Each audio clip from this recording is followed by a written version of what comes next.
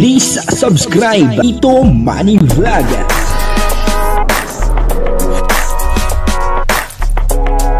Payagan po si Tito Manny Vlog na mag-reactor para pambiling gamot sa kanya pong karamdaman. Wala man siyang records ng ng awayan.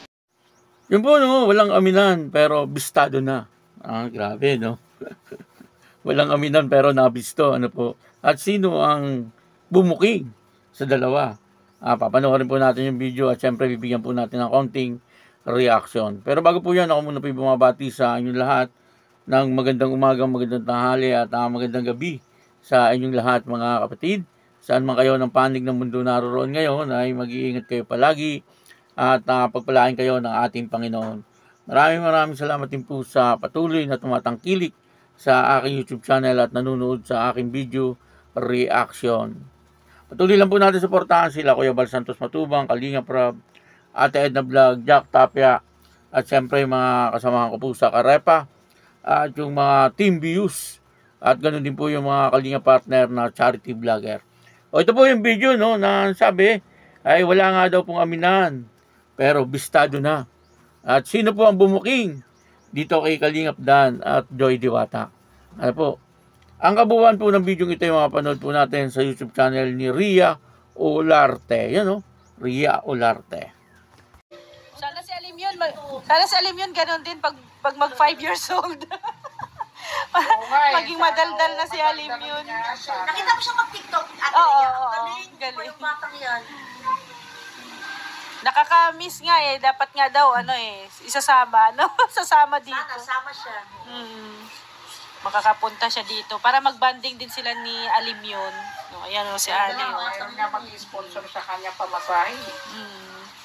Pero ano naman ang masasabi nyo, nagtatawagan na ng bebe yung dalawa. Si Dan at saka si Joy. Bebe, nakakagulat, no? Oo. Tawagan nila, be. Kasi nga dito nga sa Dan Joy, 'di ba, walang aminan. Walang aminan. Kaso sa nangyayari ngayon, parang unti-unti nang umaamin, Mama Jem. Nakikita na at naririnig na natin.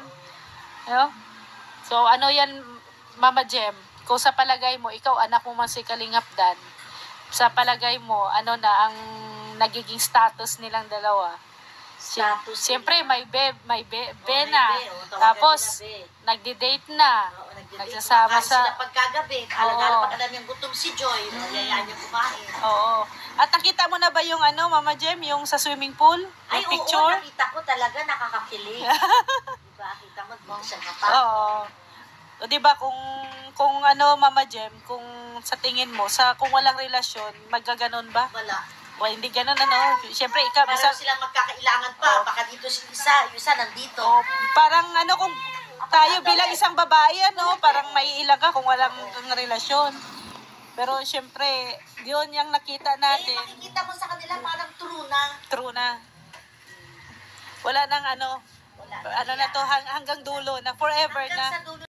Napanood po natin yung video, dito nga po ay nagkikwentuhan. Itong sila Ria Olarte, Yaya Bet, at saka Mama James, At dito nga po ay napagkwentuhan nila yung dalawa, si Joy Diwata at saka etong si Kalingap Dan.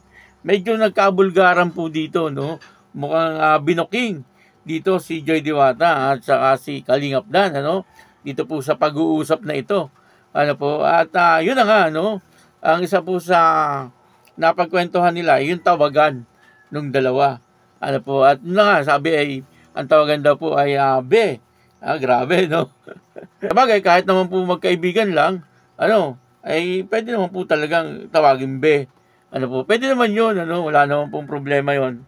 At ang isa pa po, ay kapag nagugutom daw itong si Joy Diwata, kahit anong oras ay talagang niyayaya ni Kalingap Dan, etong si Joy Diwata para kumain.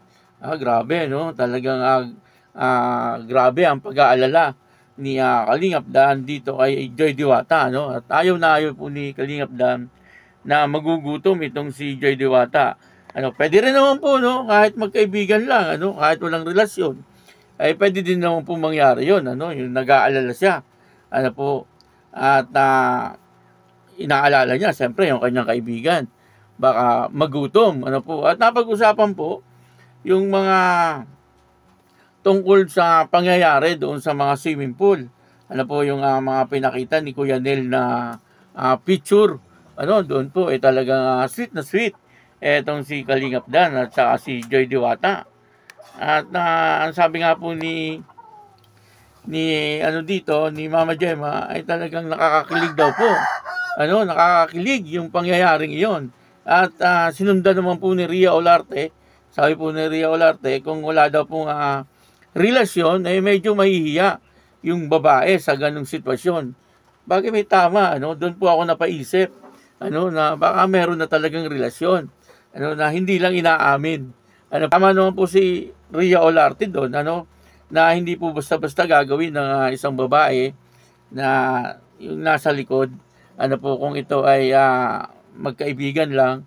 Pwede rin, ano, sa akin pwede rin naman, ano, magkaibigan lang, ganun lang ang ginagawa. Ay pwede rin naman, marami naman pong magkaibigan na ganun ang nangyayari, ano. Kaya lang, siyempre, si Ria Olarte, babae, si Ma'am Gemma, babae, sabi po nila, ay maaaring meron na daw pong relasyon.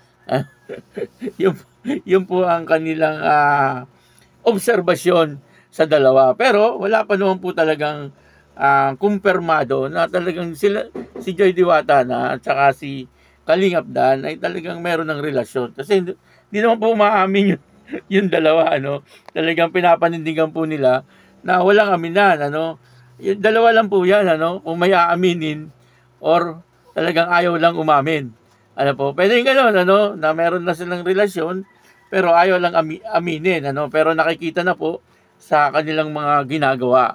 Ano po, at talagang para sa akin, sa tingin ko, no, kagaya na sinabi ni Ma'am Gemma at saka ni Ria Olarte, para sa akin, talagang parang meron na talaga na relasyon itong dalawang ito, no. Kaya lang, ay hindi pa po umaamin, ano. Siyempre, ay una-tuna, sabi po ng nanay ni Joy Diwata, no, na si Nanay Imelda, hanggat maaari, patapusin muna po sa pag-aaral itong si Joy Diwata bago po pumasok sa mga ganung bagay. Ano po, maaaring isa yun sa dahilan, ano. Pangalawa, itong religion ni Joy Diwata, ano, kasi alam naman po natin sa iglesia, ano, kapag ikaw ay iglesia, dapat ay ang iyong magiging boyfriend, ano po, ay iglesia din.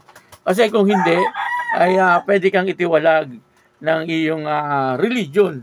Ano po, yun po yun po ang kaalaman ko. Ano, pero kung ako'y mali, ay i-correct nyo po ako. Ano po, parang ganun, ano. Pero sa tingin ko naman, hindi naman po sa gabal yun, yung mga ganung bagay. Hindi magpa-convert si Kalingap Dan sa iglesia. Di po ba? Wala namang problema yon. Ano po, wala namang problema pagdating sa religion, ano. Madali lang po yun solusyonan, ano po, yung mga ganung bagay, ano. Kailangan lang po ang isa doon sa kanila ay magpapakumbaba. O kaya ang kailangan po doon sa isa sa kanila ay talagang magpaparaya, ano po, tungkol sa religion. Ibig ko sabihin, kung ikaw ay iglesia, pwede kang maging katoliko na lang. Kung ikaw ay katoliko, pwede ka naman maging iglesia. Ganun lang po yun, ano, kadali. Kaya yun, ano, maraming salamat po sa inyong lahat. At ako po si Tito Manny Vlog na nagsasabing God bless you all. Diyos mabalos.